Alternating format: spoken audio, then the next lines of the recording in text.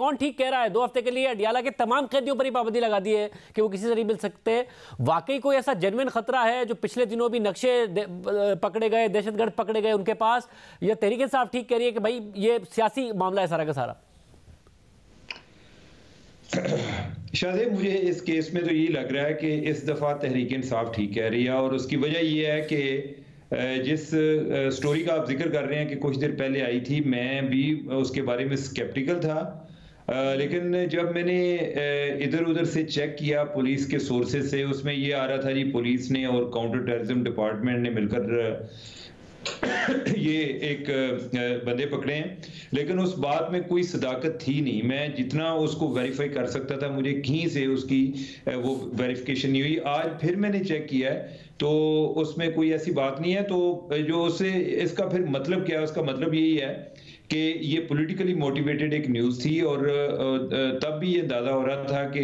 ये इमरान खान के हवाले से है। हालांकि उधर अगर आपको चेक कराए ना किसी को रावलपिंडी से, तो वो आपको बताएंगे कि अडियाला की सिक्योरिटी तो बड़ी हाईलाइट होती है, उधर रेंजर भी है, उधर स्पेशल ब्रांच वाले भी हैं, उधर बाकी जो रेगुलर पुलिस है उसके लोग भी मौजूद होते हैं, तो ऐसा खदशा नहीं है। लेकिन अब चूंकि इमरान खान जो है उनके पास एक जेल में भी मेगाफोन आ जाता है, तो उसको रोकने के लिए ये सदेबाब कर रहे हैं। मुझे तासर ये मेरा एक अंदाजा है, खबर नहीं है, लेकिन इन हरकतों की वजह से मुझे ऐसा लग रहा है जैसे ये इमरान खान को किसी और जगह मुंतकिल करेंगे, कि जैसे कोई यानी कि जो एक मेन सिटी से दूर हो, यानी लाहौर या रावलपिंडी इस तरह की जगहों पर नहीं, कोई दूर दराज इलाके में कहीं, बेशक हो सकता है पंजाब में कहीं शिफ्ट कर दें,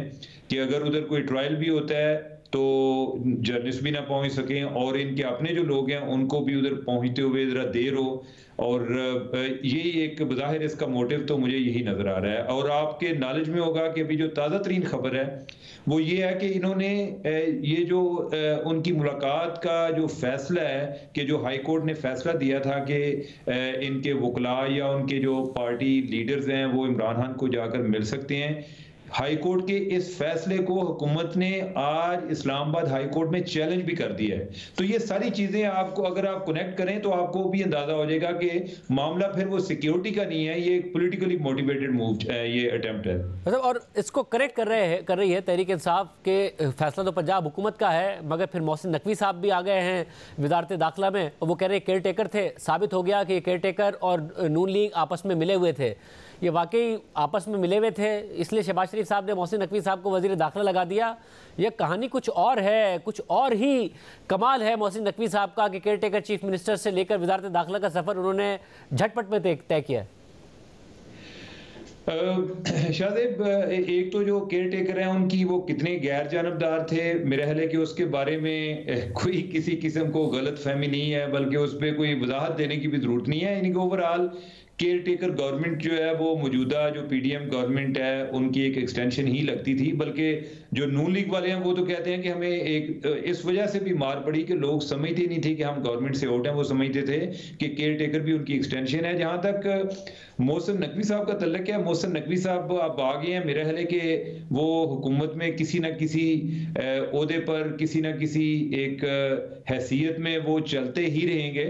पहले वो चीफ मिनिस्टर बने और 1 साल उन्होंने उधर गुजारा, वो अब जो है पीसीबी के चेयरमैन हैं, अब इधर भी आ रहे हैं। बल्कि जो जरदारी साहब हैं उनको सदर लगवाने के मामले में जो पहले जो एक मुक्तदरा के हल्के हैं उनको एतमाद में लेने वाले जो हैं वो मोहसिन नकवी साहब हैं। वो उनके काम जो है वो अपनी उम्र से बड़े हैं, और उनका जरदारी साहब जो है उन्होंने तो एक उनको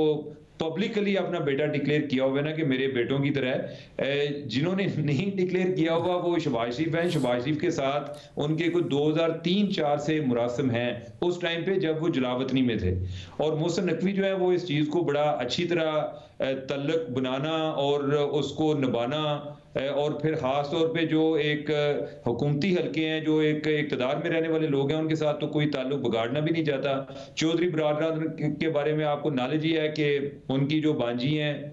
वो भी इनकी वाइफ हैं, बल्कि जो सालिक हैं जो चौधरी शुजात के बेटे हैं वो इनके हमजुल्फ भी हैं, और ये दोनों क्लास फेलोज भी हैं। तो लिहाजा वो एक अशराफिया का एक हिस्सा है, और मुझे लगता है कि वो आने वाले टाइम में उनका जो रोल है अभी भी है आने वाले टाइम में ये और ज्यादा मर्ज आएगा होके आएगा कि जो जरदारी साहब जिस तरह वो एक डील मेकर या मुख्तलिफ लोगों को इकट्ठे बिठाने वाले के तौर पे मशहूर हुए, मोहसिन नकवी साहब का भी मुझे यही किरदार नजर आ रहा है। मतलब और ज़ाहिर ये जो अशराफिया है इसके साथ जो कुर्बत है इनकी और जो ताल्लुक है ज़ाहिर माजी से है, ये जो सडन राइज है उनका ये इसी वजह से है या इदारों में उनके मामला इतने ज़्यादा अच्छे और इतने अच्छे ताल्लुकात हैं उस वजह से ये सडन राइज हुआ है उनका? देखिए, जो अशराफिया के साथ तो उनका ताल्लुक पहले से मौजूद था और जो एस्टेब्लिशमेंट है, एस्टेब्लिशमेंट के साथ उनके ताल्लुक अभी आके ज़्यादा परवान चढ़े हैं। और ये जो हमने पंजाब में भी देखा है चीफ मिनिस्टरशिप का या पीसीपी का, बल्कि एक टाइम पर तो ये भी था कि मोहसिन नकवी जो हैं वो वजारत उज़्मा के लिए भी कंसिडर हो रहे थे। ये जो एस्टेब्लिशमेंट वाला